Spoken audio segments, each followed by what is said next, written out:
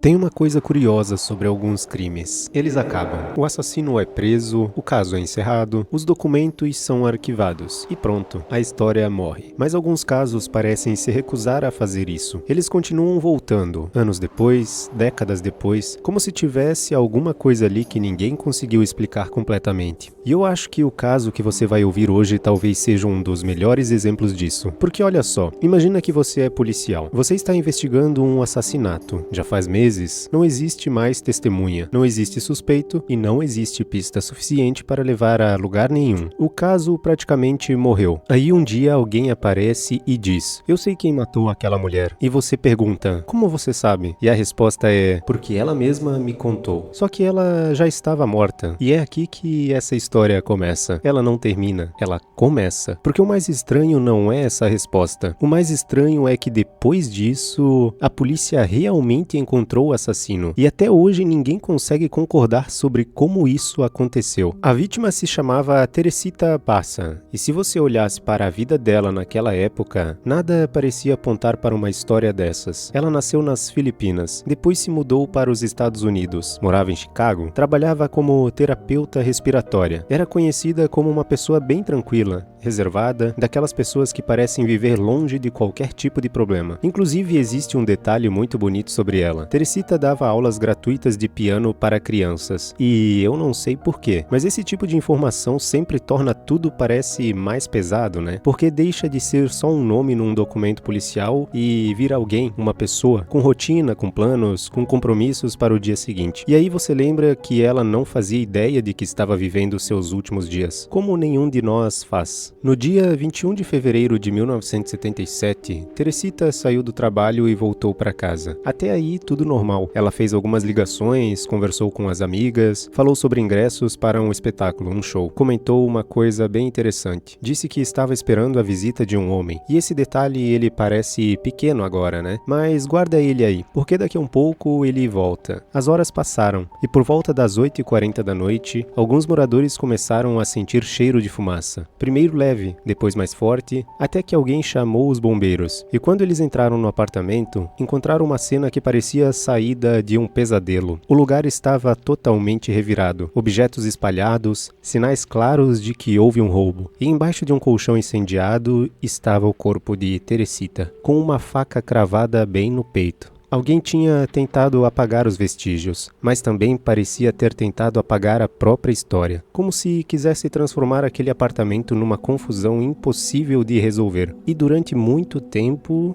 funcionou. Meses passaram, nada. A polícia investigou e nada. Entrevistou pessoas e nada. Seguiu pistas e nada. Sabe o que eu acho assustador em casos assim? Não é o crime em si, é o silêncio. Porque existe uma diferença entre não saber uma resposta e perceber que talvez você nunca descubra. E é aí que um caso começa a assombrar todo mundo envolvido. Policiais, familiares, amigos, todo mundo. E nesse período a única coisa minimamente curiosa encontrada pelos investigadores era uma anotação. Só isso. 2 letras. Nada mais. Nenhum significado, nenhum suspeito, nenhuma direção. Só 2 letras perdidas e então algo aconteceu. Algo que ninguém conseguiria prever. Uma colega de trabalho de Teresita chamada Remy Shua começou a apresentar episódios estranhos. Segundo o marido dela, aconteciam geralmente durante o descanso, estados de transe, momentos em que parecia não estar totalmente consciente. E aqui eu preciso que você imagine a cena. Casa silenciosa, madrugada, tudo normal. Até que de repente o seu parceiro ou a sua parceira começa a falar com uma voz diferente.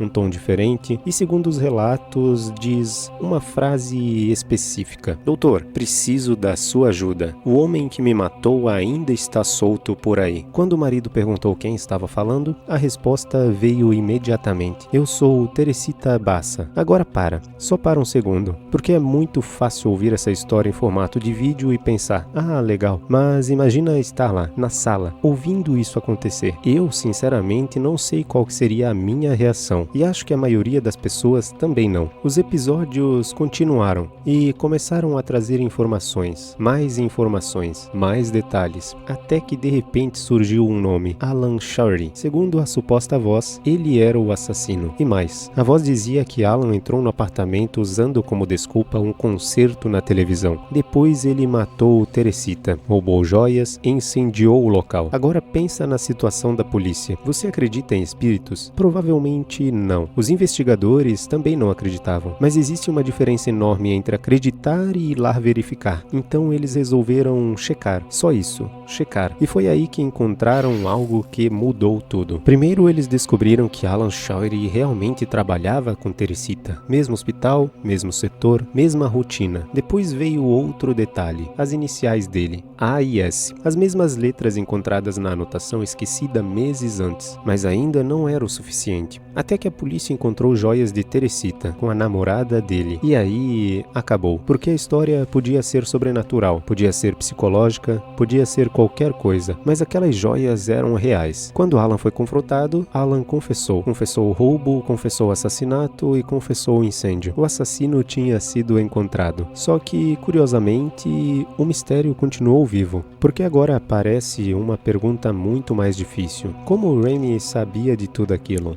E aqui começam as teorias. A primeira você provavelmente já imagina. Espiritualidade. A ideia de que Teresita realmente encontrou uma forma de se comunicar. Mas existe uma segunda hipótese e honestamente eu acho ela ainda mais estranha. A psicologia chama isso de criptomnésia. Basicamente o cérebro absorve informações sem que a gente perceba. Conversas, detalhes, comentários, expressões, pequenos fragmentos e tudo isso fica guardado. E às vezes até por anos. Então existe a possibilidade de Remy ter visto alguma coisa, ouvindo alguma coisa, percebido alguma coisa sem nunca registrar conscientemente. E depois o cérebro simplesmente conectou tudo, como um investigador trabalhando escondido dentro da própria cabeça. E eu não sei você, mas essa ideia me assusta mais do que qualquer tipo de fantasma, porque significa que talvez exista uma parte da nossa mente observando muito mais do que imaginamos. E existe ainda uma terceira possibilidade. Talvez Remy soubesse, simples assim. Talvez tivesse ouvido boatos. Talvez alguém tivesse contado algo. Talvez tivesse visto algo comprometedor. Mas tivesse medo, muito medo. Porque acusar um colega de trabalho de homicídio não é exatamente uma decisão simples. Então imagina a situação. Você sabe quem fez, mas não quer se expor. Não quer colocar sua família em risco. O que você faz? Alguns pesquisadores acreditam que o casal pode ter criado toda a história dos transes justamente para isso. Para transformar uma denúncia perigosa em uma denúncia impossível de se rastrear. Parece absurdo, mas honestamente não parece impossível. E é isso que torna o caso tão fascinante. Toda explicação faz sentido e nenhuma delas resolve tudo. Talvez a parte mais interessante dessa história nem seja descobrir se os fantasmas existem, né? Talvez seja perceber como nós reagimos ao mistério, porque o ser humano ele odeia espaços vazios. A gente não gosta de perguntas sem resposta, a gente não gosta de caos. Quando algo terrível acontece, queremos entender, queremos fechar a história, queremos acreditar que existe uma lógica escondida por trás de tudo. E quando essa lógica não aparece, nossa mente tenta construir uma. Talvez por isso esse caso sobreviva até hoje, porque ele fica exatamente no limite, nem totalmente racional, nem totalmente sobrenatural. Ele mora naquela região desconfortável onde a gente simplesmente não sabe, e talvez nunca saiba.